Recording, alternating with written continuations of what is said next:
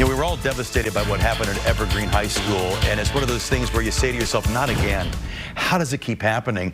And you ask yourself, what would I have done as a student? You know, when I was a kid, it was the last thing that crossed my mind. Now, Braden was there that day. Braden's a sophomore at Evergreen, and his mom, Danielle, has agreed to join us both. Braden, thank you both for coming today. Yeah, first, I want to ask just very briefly, you know, you were there at school that day.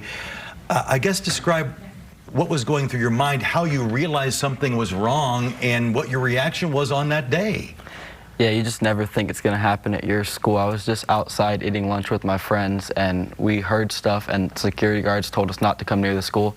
And we saw kids running to the nearby elementary school, and after that we just put the signs together and we just ran out. And luckily my mom, she was nearby, and she picked us up and took us home. But you just never think it would happen. You said you got the call, you realized, thank God my son's okay. Yeah, exactly. And the same thing went through your head, not again. Yeah. I mean, you don't think this is going to happen, but it's becoming more and more common. Were any of your friends injured? Were any of your friends hurt?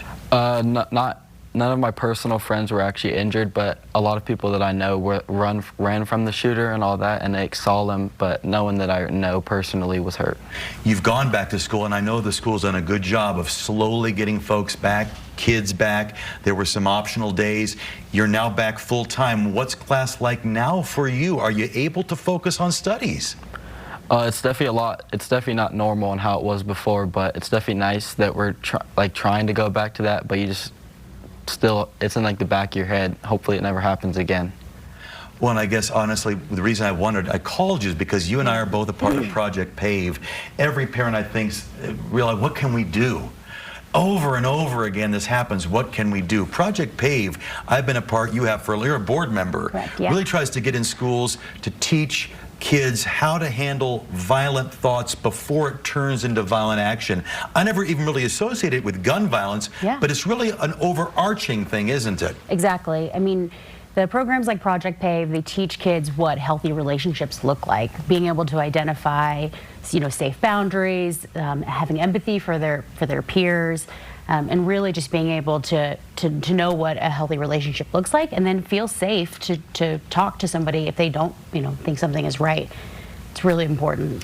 And this project, I actually met you because we had our fundraiser, and I thought, oh my God, we got to get this message out, because they are brought into schools. They have programs with kids your son's age to really give them the tools to be able to talk to people. Exactly. Rather than be in a basement on a computer and getting these chats, to talk to humans and talk it out before something terrible happens, yes? Yes, connection is critical. Being able to know that our young people have someone safe to talk to, whether it's their peers, a trusted adult, feeling safe in their school environments, being able to build those connections, we know is going to decrease violence. And so programs like this are critical. How could folks get Project PAVE into their school? Because I know, you know, funding is tight and so forth, but there are programs to get it into schools, yes? Yes, funding is critical. You know, we need funding in order to be able to run these programs, and then, you know, reaching out to Project PAVE directly is a great way to start building those connections. But the best thing that you can do is to help fund programs like Project PAVE. And you can find, the website's easy, just type in Project PAVE. They do great things. You never really think, okay, this might help kids in relationships, dating relationships. You never really think, oh God, it could also help kids in how they handle relationships with their classmates. Yeah, and themselves. And themselves.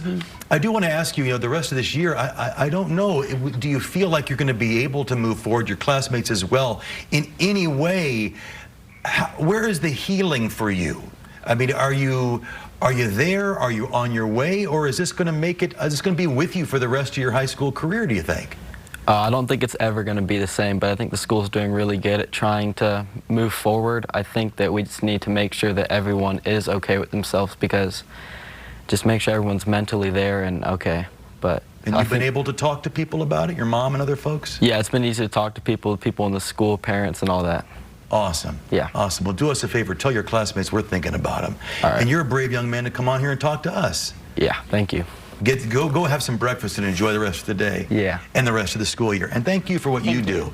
Folks, do reach out to Project PAVE. Make sure your school has programs so that these kids have a chance to talk it out before it's too late. And thank you both. Thank you. Yeah.